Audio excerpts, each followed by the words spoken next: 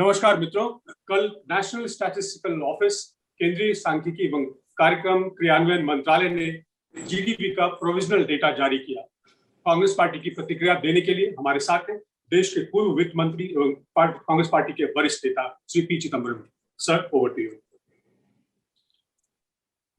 Good afternoon, friends. I hope all of you are well and safe. I have an opening statement. I shall read the statement and thereafter take your questions. There are no surprises in the 10-page press note issued by the National Statistical Office on the provisional estimates of annual national income for 2020-21.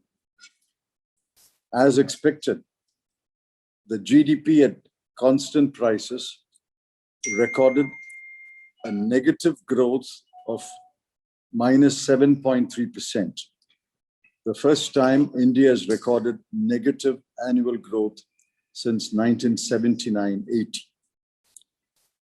Three numbers of GDP at constant prices will highlight the parlous state of the economy. In 2018-19, GDP was 140 lakh crore.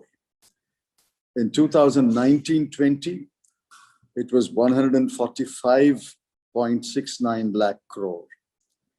And in 2020-21, it was 135.12 lakh crore. The increase in 2019-20 was modest at 4%, but the decline in 2020-21 was severe at -7.3%.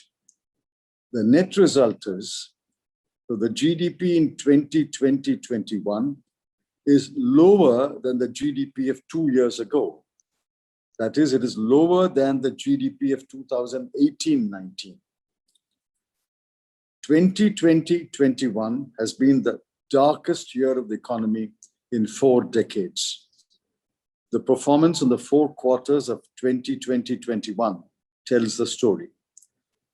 The first 2 quarters witnessed a recession, -24.4% and -7.4%.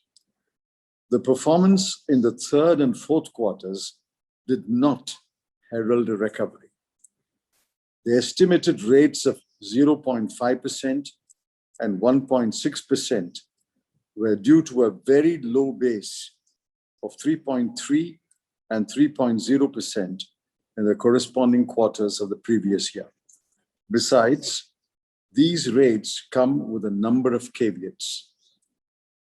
When the first wave of the pandemic appeared to subside last year, the finance minister and her chief economic advisor began to sell the story of a recovery. They saw what they called green shoots when no one else did. They predicted a V-shaped recovery. It was a false story, and we had expressed our strong reservations and warned there were no signs of a recovery. We had pointed out that what the economy needed was a strong dose of stimulus, including increased government expenditure, direct transfers of cash to the poor, and liberal distribution of free rations. Our pleas fell on deaf ears, and the result is a negative growth of -7.3%. What is most worrying is that the per capita GDP has fallen below rupees 1 lakh. It has fallen to rupees 99,694. In percentage terms, it is a decline of -8.2% over the previous year. It is lower than the level achieved in 2018-19 and maybe even lower than 2017-18. The deeply worrying conclusion is that most Indians are poorer than they were 2 years ago. Let me repeat that. Most Indians are poorer than they were 2 years ago. The press note of the NSO reveals that in respect of most economic indicators, they are worse than what they were 2 years ago. Examples are private consumption, gross fixed capital formation, exports, and imports. The current state of the economy is no doubt largely due to the impact of the pandemic, but it has been compounded by the ineptitude and incompetent economic management of the BJP-led NDA government.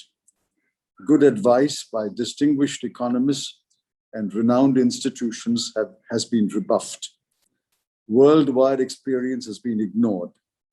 Suggestions on fiscal expansion and cash transfers have been turned down. Hollow packages like Atmanirbhar have fallen flat. We are glad that the two leading chambers of commerce and industry, the CII and FICCI, have in the last few days echoed our views and pleaded for fiscal expansion, including cash transfers to the poor. The RBI's monthly review has flagged the demand shock and its consequences. The CMIE report on loss of jobs and growing unemployment is alarming. The research and survey reports of Aziz Premji University have concluded that 23 crore people have been pushed below the poverty line and into indebtedness. We may note that Nobel laureate Dr. Abhijit Banerjee has called for printing money and increasing spending. Yet, even as recently as yesterday morning, the finance minister gave a long interview to some newspapers defending her misguided and disastrous policies. The second wave of the pandemic is upon us. So far, it seems to be following the same pattern as the first wave, except that it has wrought more damage in terms of numbers of infections and deaths. If 2021-22 should not go the same way as 2021 did, the government must wake up, admit its errors of commission and omission, reverse its policies, and heed the advice of economists and the opposition. Thank you.